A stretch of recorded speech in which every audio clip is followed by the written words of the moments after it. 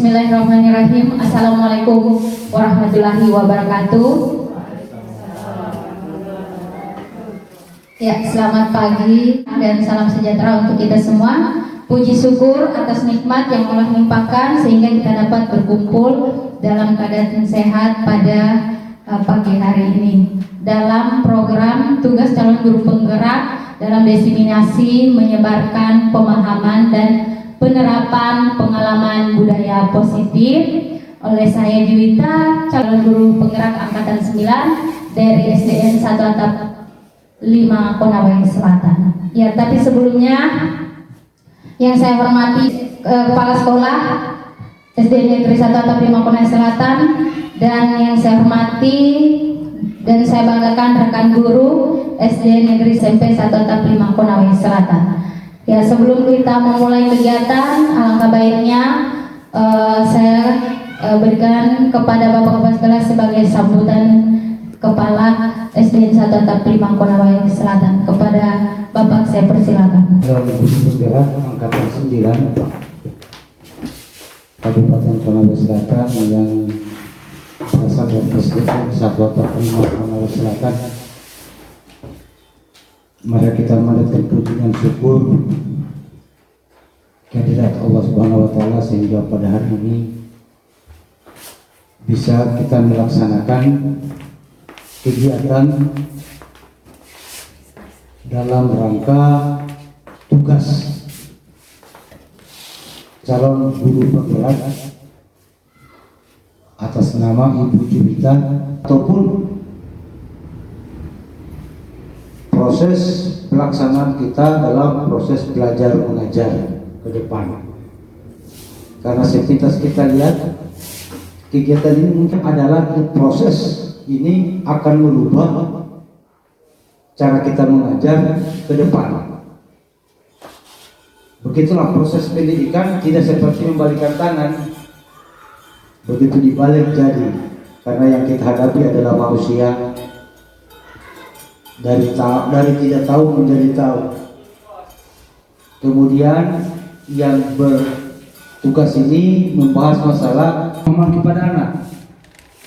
Mungkin itu karena terus terang saja kalau SD itu artinya kebudayaan, kebiasaan yang ada yang sesuai dengan lingkungan kita. Karena terus terang saja di daerah kita ini otomatis akan ada bedanya proses pembelajaran dengan siswa yang ada jaringannya. Orang kalau ada jaringannya ya mainkan laptop, kita ya sesuai dengan kebiasaan kita yang bisa mempengaruhi proses pembelajaran anak. Saya kira itu yang saya sampaikan. Assalamualaikum warahmatullahi wabarakatuh.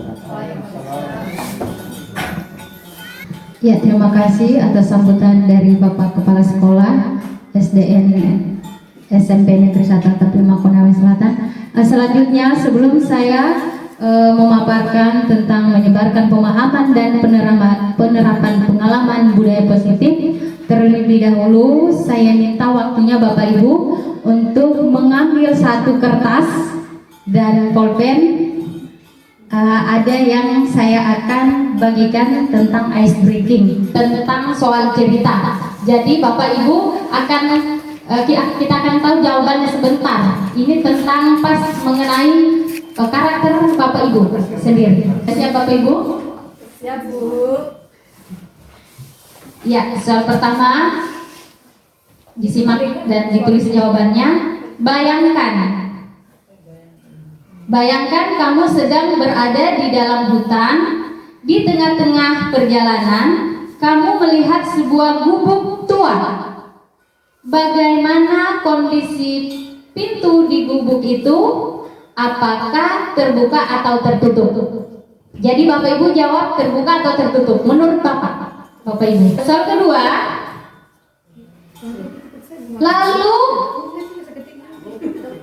lalu kamu masuk ke dalam gubuk itu dan melihat ada sebuah meja. Apa bentuk meja tersebut? Bulat, oval, segi empat, bujur sangkar atau segitiga. Selanjutnya, di atas meja ada sebuah pot bunga. Di atas meja ada sebuah pot bunga. Apakah pot tersebut terisi air penuh, setengah, atau kosong?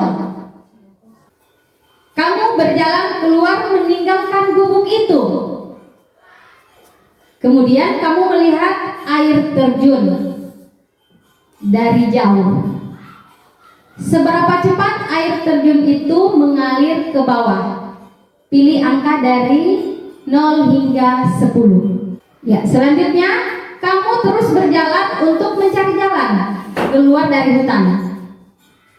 Tiba-tiba kamu melihat sebuah kastil. Nah, apakah sudah tua apa masih baru? Saat memasuki kastil, kamu melihat sebuah kolam berisi air. Kolam itu terlihat kotor, tapi di dalamnya tampak batu permata yang berkilauan. Pertanyaannya, apakah kamu akan mengambil permata itu?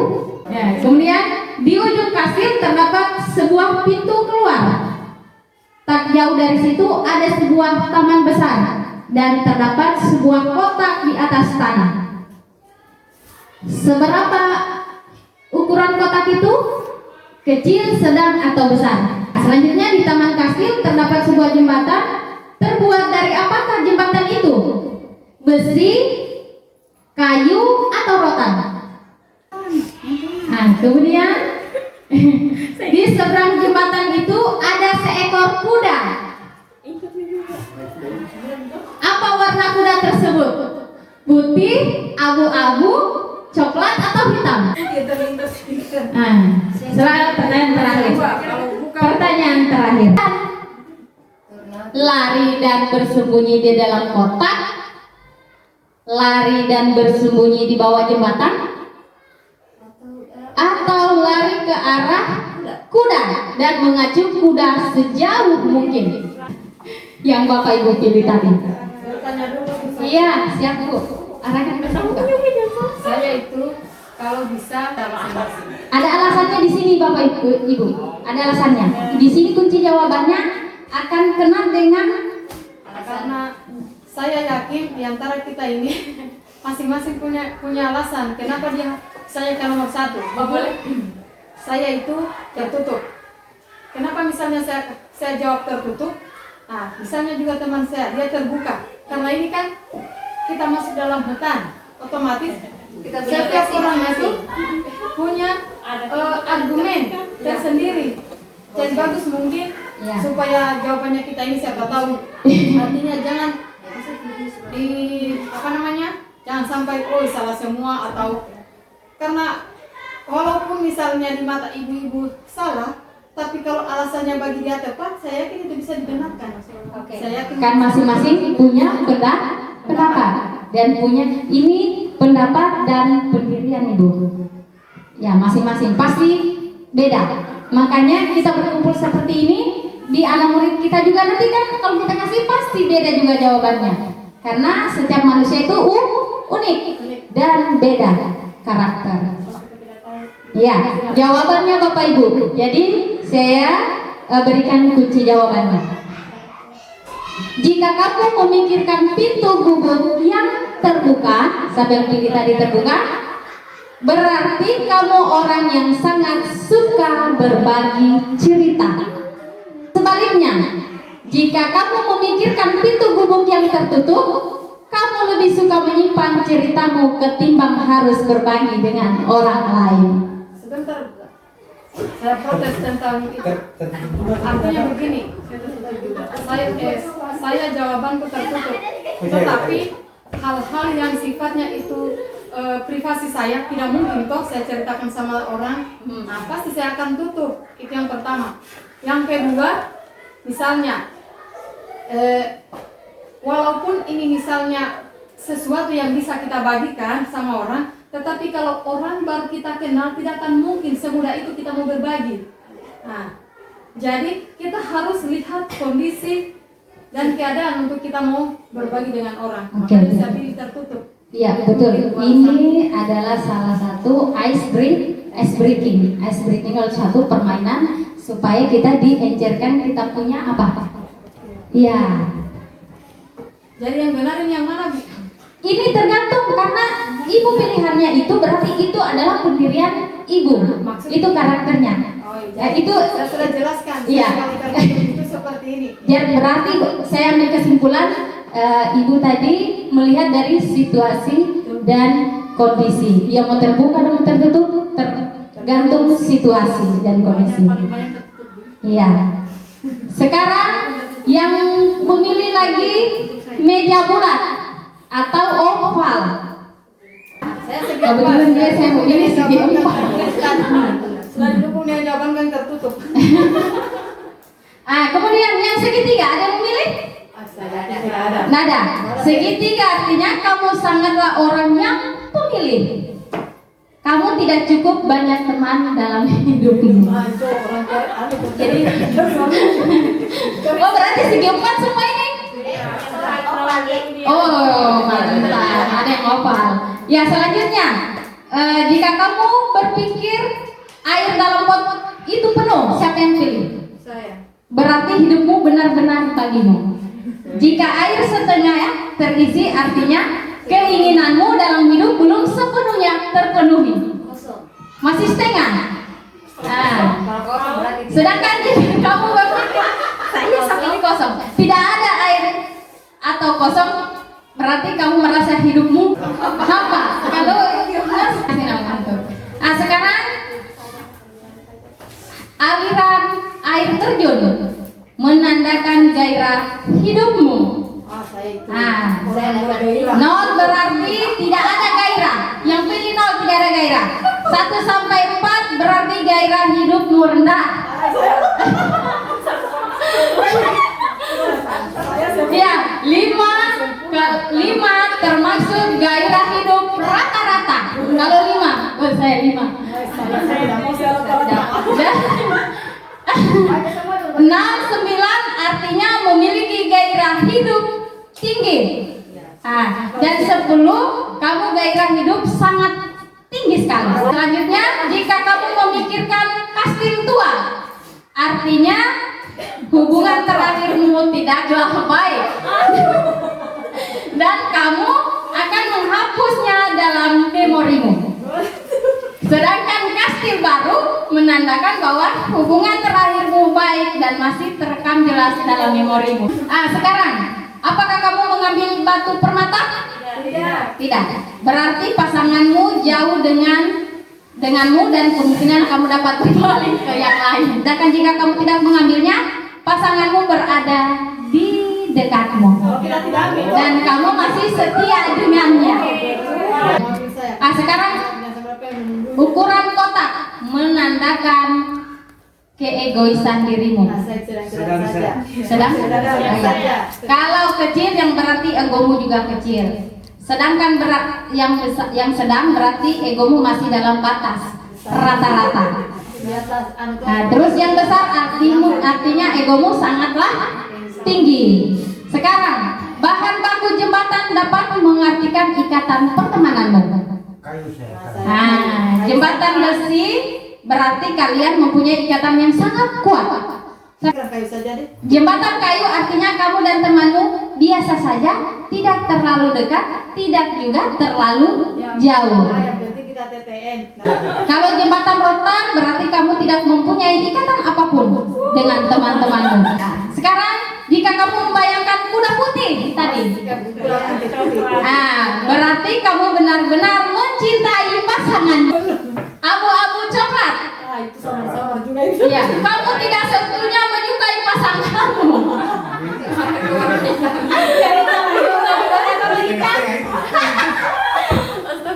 Kalau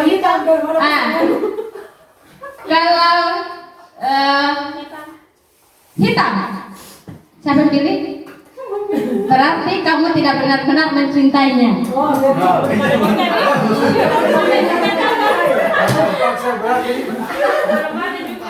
Ya, pertanyaan terakhir tentang apa? Lari ke arah Tornado tadi. adalah pertanyaan yang paling penting di dalam tes ini. Ini tes ice breakingnya. Karena tornado itu melambangkan masalah dalam hidupnya kita. Cobaan, ujian ya.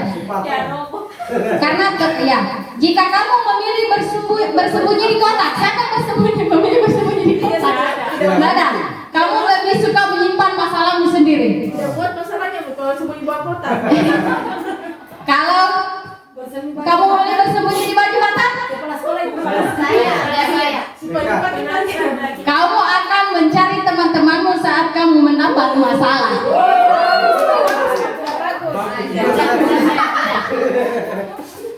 Sedangkan jika kamu berlari bersama kuda, siapa yang pilih kuda? Pasanganmu lah tempatmu berkeluh kesah. Ya, terima kasih Bapak Ibu. Itu tadi salah satu ice breaking, tapi tidak bisa diterapkan di murid kita karena dia tentang kehidupan, lebih banyak ke orang dewasa. Selanjutnya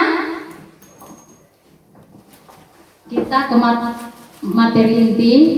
Ya, calon guru penggerak mempunyai tugas untuk menyebarkan pemahaman dan penerapan pengalaman budaya positif.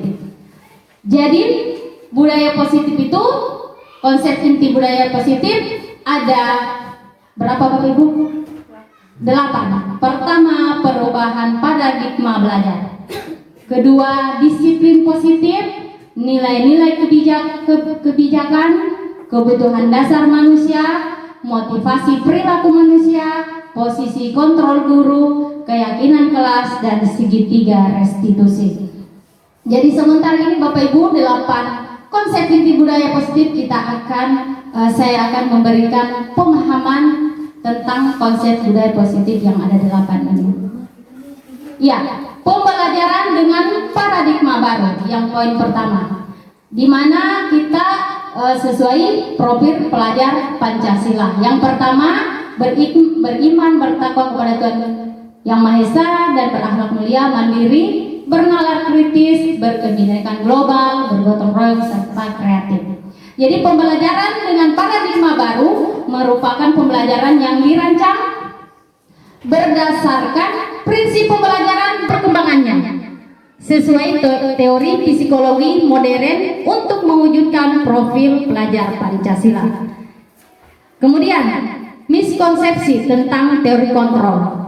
Kita sebagai guru, ilusi guru mengontrol murid. Seperti Bapak Ibu kayaknya kita sering lakukan. Hanya kita tidak tahu ternyata ini dia masuk di miskonsepsi tentang teori kontrol. Iya, ilusi bahwa kritik dan membuat rasa bersalah mampu menguatkan karakter. Kita sering merasa kesini supaya anak-anak itu dia merasa bersalah, supaya nanti dia bisa lihat dirinya, oh saya salah. Dia bisa nanti lakukan yang lebih baik. Ilusi bahwa semua penguatan positif efektif dan bermanfaat. Kontrol. Jadi stimulus respon itu terdiri dari realitas, kebutuhan kita semua. Semua orang melihat hal yang sama, kita mencoba mengubah orang agar berpandangan sama dengan kita. Kadang-kadang kita buat seperti itu. Kemudian perilaku buruk dilihat sebagai suatu kesalahan. Itu menurut stimulus respon. Orang lain bisa mengontrol saya bisa mengontrol orang lain. Pemaksaan ada pada saat bujukan gagal.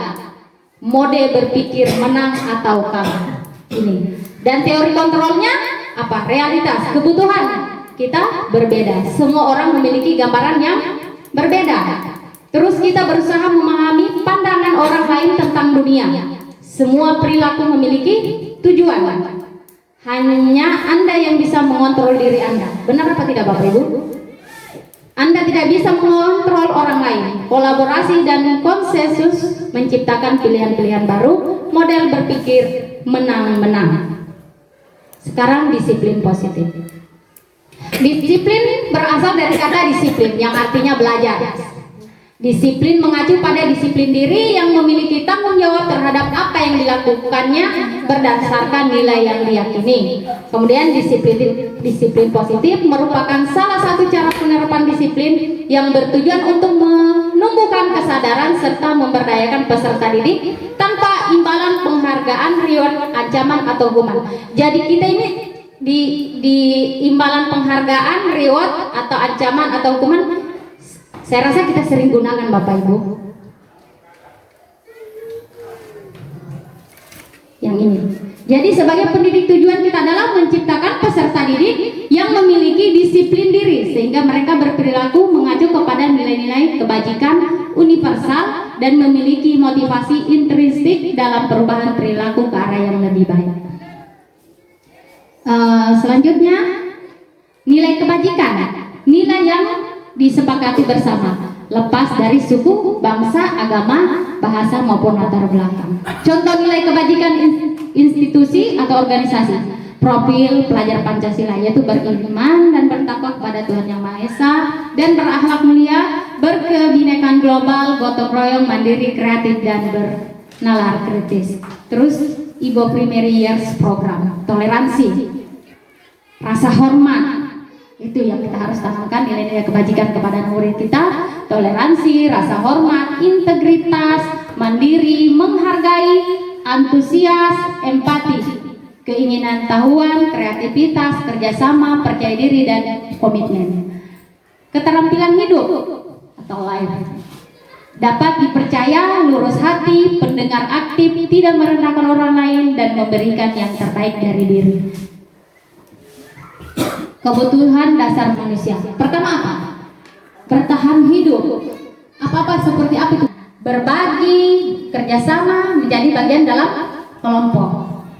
Yang ketiga, penguasaan, yaitu harga diri, keinginan untuk dianggap, memimpin atau berprestasi, diakui. Adalah kesenangan, bermain, humoris, antusiasme, tertawa. Jadi 5 kebutuhan dasar manusia Bapak Ibu. Kita harus lakukan 5. Saya rasa kita butuh semua ini. Selanjutnya, motivasi perilaku manusia. Untuk menghindari ketidaknyamanan atau hukuman, ada motivasi ekstrinsik untuk mendapatkan imbalan atau penghargaan dari orang lain, untuk menjadi orang yang mereka inginkan dan menghargai diri sendiri dengan nilai-nilai yang mereka percaya. Hukuman tidak terencana, tiba-tiba, betul Bapak Ibu? Hukuman tiba-tiba, kita tidak terencana, langsung tiba-tiba. Contohnya kita yang di tempat berumah tangga, yang sering berumah, sudah punya anak, pasti langsung tidak terencana, langsung kita kasih hukuman tiba-tiba. Atau di murid kita, murid tidak tahu apa akan terjadi, tidak dilibatkan, bersifat satu arah, terlanjur dia hukum saja, berupa hukuman fisik atau psikis. Konsekuensinya, terencana, disepakati sesuai peraturan, murid tetap dibuat tidak nyaman, pasti kalau kita buat hukuman pasti ada konsekuensinya. Murid tidak dibuat tidak nyaman. Sikap guru selalu memonitor murid. Restitusi, proses menciptakan kondisi bagi murid untuk memperbaiki kesalahan. Jadi kita itu ada nama hukuman, konsekuensinya kita bisa jadi penghukum, karena kita juga bisa membuat anak-anak merasa bersalah. Kadang juga kita sebagai guru bisa menjadi teman. Kadang juga kita sebagai guru bisa jadi pemantau, melihat keadaan, dan posisi kontrolnya manajer cara kita mengatur anak-anak. Selanjutnya, contoh penerapan 5 posisi kontrol guru. Kasus siswa tidak memakai atribut lengkap saat upacara bendera umpamanya, tapi di sini kan hormat pada bendera selama 1 jam. Termasuk apa itu Bapak Ibu? Penghukum. Iya, jadi kalau ini adalah salah satu penghukum. Ini salah satu contohnya penghukum. Berapa kali Bapak Ibu, berapa kali Ibu Bapak harus memberitahu kamu selalu saja mengecewakan Ibu Bapak. Itu salah satu bentuk kalimat yang membuat merasa bersalah. Ini lagi yang ketiga, teman. Yang seperti apa itu teman? Ayo dong ikuti aturan sekolah, tolong bantu Ibu Bapak ya sekali ini. Ya sudah, tidak apa-apa, lain kali jangan sampai berbuat seperti ini lagi ya. Ini adalah salah satu contoh kalimat teman. Pemantau, Kamu sudah melanggar peraturan sekolah. Kamu tahu konsekuensinya? Setelah upacara kamu beli atributnya ke koperasi dan jangan diulang lagi. Itu salah satu contoh pemantau. Kalau manajer, apa kamu tahu kesalahanmu? Jadi kita tanya, kira-kira bagaimana kamu memperbaiki kesalahanmu? Jadi kita ada namanya apa ya? Kebijaksanaan.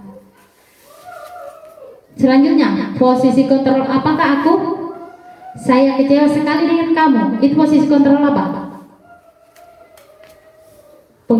Merasa bersalah. Saya kecewa sekali dengan kamu. Kamu tidak pernah benar melakukannya. Apa rencana untuk menyelesaikan masalah ini? Ayolah, kayaknya bisa ditebak ini Bapak Ibu. Saya kecewa sekali dengan kamu. Yang kembali di sini tadi. Ini tadi 5 kemungkinan. Iya benar. Kamu tidak pernah benar melakukannya.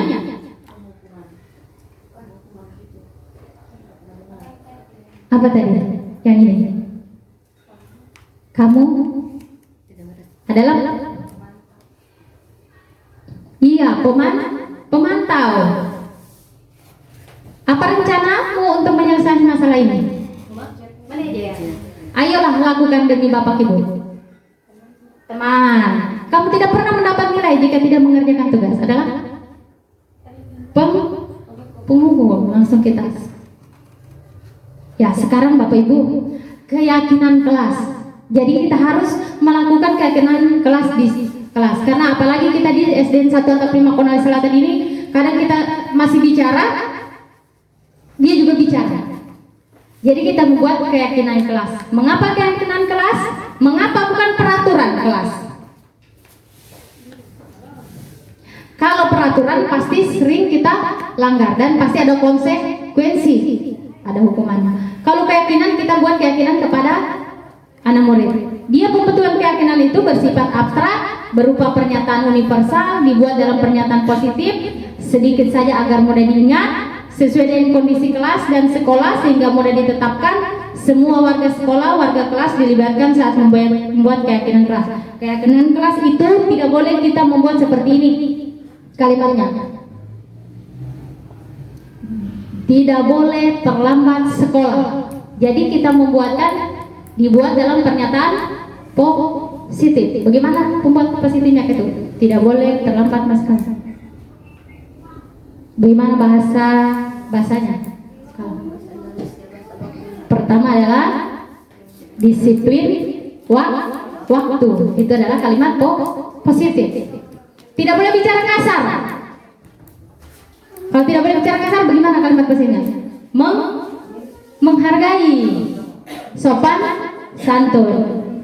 Ya, selanjutnya segitiga restitusi. Ini salah satu bagus kita terapkan di sekolah. Suatu proses dialog yang dijalankan oleh guru agar dapat menghasilkan murid yang mandiri dan bertanggung jawab. Jadi segitiga restitusi identitas seperti ini tadi Bapak Ibu, berdasarkan prinsip membuat kesalahan adalah bagian dari proses pembelajaran. Betul.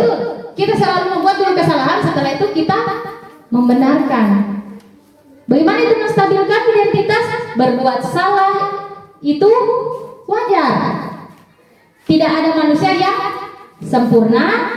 Ibu bapak juga pernah melakukan itu. Tidak mau mencari siapa yang salah, tapi bapak ibu ingin mencari solusi dari permasalahan ini. Kamu berhak merasa begitu. Itu adalah salah satu menstabilkan identitas. Validasinya bagaimana? Yaitu kamu pasti punya alasan mengapa kita melakukan hal itu. Kalau kita melakukan kesalahan, padahal kamu bisa melakukan yang lebih buruk dari ini. Kamu dapat patut bangga karena telah melindungi sesuatu yang penting bagimu. Kamu melakukan karena mempertahankan sesuatu yang penting bagimu. Jadi kita habis menstabilkan, kemudian kita validasi tindakan yang salah. Jadi tidak langsung Bapak Ibu kita langsung hukum anak murid kita. Jadi kita pakai terapkan ini segitiga restitusi. Yang pertama itu pasti kita tanya, kenapa kamu berbuat salah? Semoga dengan menyebarkan pemahaman dan penerapan pengalaman budaya positif, insya Allah sekolah kita di SDN maupun SMP Negeri 1 Atapia Konawe Selatan adalah salah satu pemahaman, salah satu sekolah yang menerapkan budaya positif. Terima kasih Bapak Ibu atas waktunya dan kesempatannya. Saya akhiri dengan ucapan wassalamualaikum warahmatullahi wabarakatuh. Oke, bismillahirrahmanirrahim. Assalamualaikum warahmatullahi wabarakatuh. Waalaikumsalam warahmatullahi wabarakatuh. Ya, selamat pagi anak-anak. Bu. Bagaimana kabarnya hari ini? Baik, Bu. Sudah siap belajar? Siap, Bu. Tidak ada masalah? Tiada, Bu. Oh iya. Nah, hari ini Ibu Guru minta waktunya bahwa sebentar ini kita akan membuat keyakinan kelas. Dengar dulu Ibu Guru. Jadi sebentar kalau kita buat keyakinan kelas itu pertama yang kita lihat kita harus membuat dalam pernyataan yang positif yang Ibu Guru katakan tadi, dan kedua kalau kita mau buat keyakinan kelas sedikit saja kalimatnya atau katanya agar mudah diingat. Jangan terlalu panjang-panjang, tapi yang penting sedikit tapi mudah diingat. Dan yang selanjutnya kalau kita mau buat keyakinan kelas, kita lihat juga apa kondisi di dalam kelas. Apa kondisinya di dalam kelas. Jadi jangan langsung main tulis. Kita lihat dulu di sekeliling tas yang sesuai dengan apa yang ada di kelas kita supaya kita bisa mudah tetapkan sebentar apa-apa sebentar yang kalian tulis di stick note-nya sebentar, oke? Ya, sudah paham? Ibu.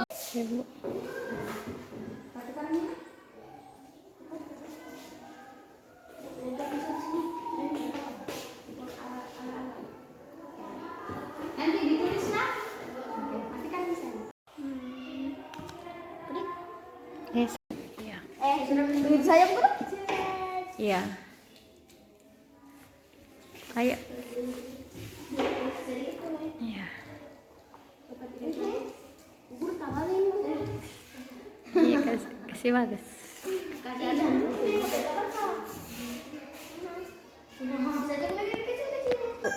Oke, hari ini kita sudah buat keyakinan kelas.